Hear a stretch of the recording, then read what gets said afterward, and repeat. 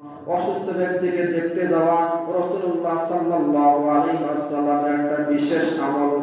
অসুস্থ ব্যক্তিকে যারা দেখতে যাবে, আল্লাহর রাসূল সাল্লাল্লাহু আলাইহি ওয়াসাল্লাম তাদের ব্যাপারে বলেন, যেই ব্যক্তি সকালবেলা কোন অসুস্থ ব্যক্তিকে দেখতে যাবে, আল্লাহ তাআলার ৭০,০০০ মাসুম ফেরেশতা তার জন্য রহমতের দোয়া করতেই থাকবে। সুবহানাল্লাহ।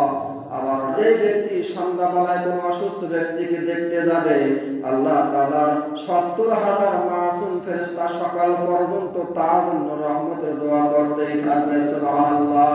তাহলে সকাল থেকে সন্ধ্যা ৭০,০০০, আবার সন্ধ্যা থেকে সকাল ৭০,০০০, তাহলে কত হাজার ফেরেশতা আপনার জন্য রহমতের দোয়া করতে থাকে। একবার চিন্তা করে দেখছেন?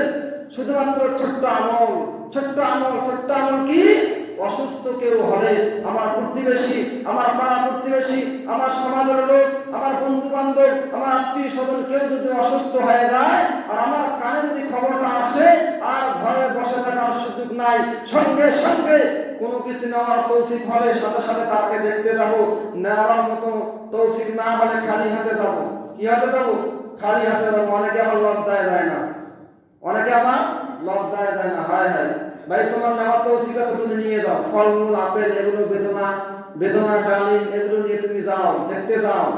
আর যদি নেওয়ার তৌফিক না থাকে, খালি হাতে যাও, তার কাছে দোয়া চাও, তার কাছে গিয়ে আল্লাহর কাছে একজন পছন্দনীয় বান্দা হও। আল্লাহর রাসূল সাল্লাল্লাহু আলাইহি ওয়াসাল্লাম আরো বলেন, যে ব্যক্তি কোন অসুস্থ ব্যক্তিকে দেখতে যাবে, জান্নাতের মধ্যে আল্লাহ তাআলা তার জন্য একটা ফলের বাগান বানিয়ে দেবেন। সুবহানাল্লাহ।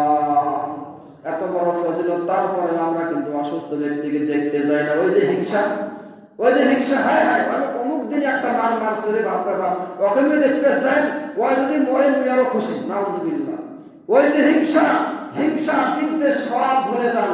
মা বোনেরা, আপনাদেরকেও বলতেছি, হিংসা বিদ্বেষ সব ভুলে যান। যারা অসুস্থ, আপনার আত্মীয় স্বজন, আপনার পাড়া প্রতিবেশী অসুস্থ হলে দেখতে যান, আল্লাহ তাআলা আপনাকে ভালোবাসবেন।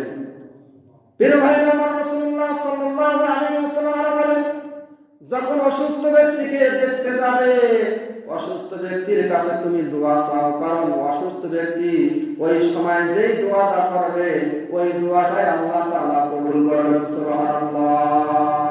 এজন্য অসুস্থ ব্যক্তিকে দেখতে যাওয়ার দরকার আছে না নাই? আল্লাহর রাসূল সাল্লাল্লাহু আলাইহি ওয়াসাল্লাম একটা আমল শিক্ষা দিতেছেন। ও আমার ভাইরা, ভালো করে শুনবেন। রাসূলুল্লাহ সাল্লাল্লাহু আলাইহি ওয়াসাল্লাম বলেন, যখন তোমরা কোনো অসুস্থ ব্যক্তির কাছে দেখতে যাবে, তাদেরকে দেখতে যাবে, তার কাছে দাঁড়ায় এই দোয়াটা ৭ বার পড়বে। যদি মৃত্যু তার কপালে না লেখা থাকে, আল্লাহ তাআলা অতি তাড়াতাড়ি তাকে সুস্থ করে দেবেন। সুবহানাল্লাহ। দোয়াটা হলো, আল্লাহুম্মা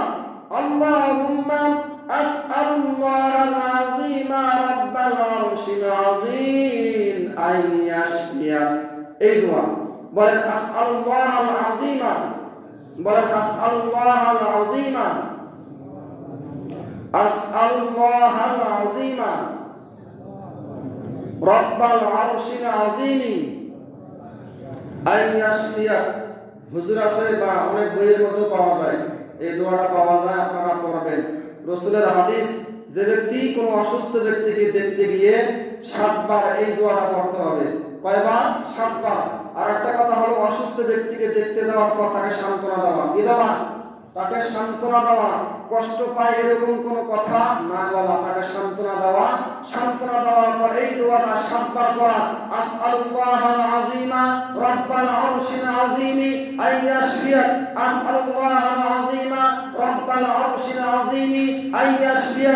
রাসূল বলে, যদি তার কপালে মৃত্যু না লেখা থাকে, আল্লাহ তাআলা তাকে যত দ্রুত সম্ভব তাকে সুস্থ করে দেবেন। সুবহানাল্লাহ। এজন্য আমাদের পাড়া প্রতিবেশী যারা অসুস্থ হবে, হিংসা বিদ্বেষ ভুলে দেখতে যাবো ইনশাআল্লাহ।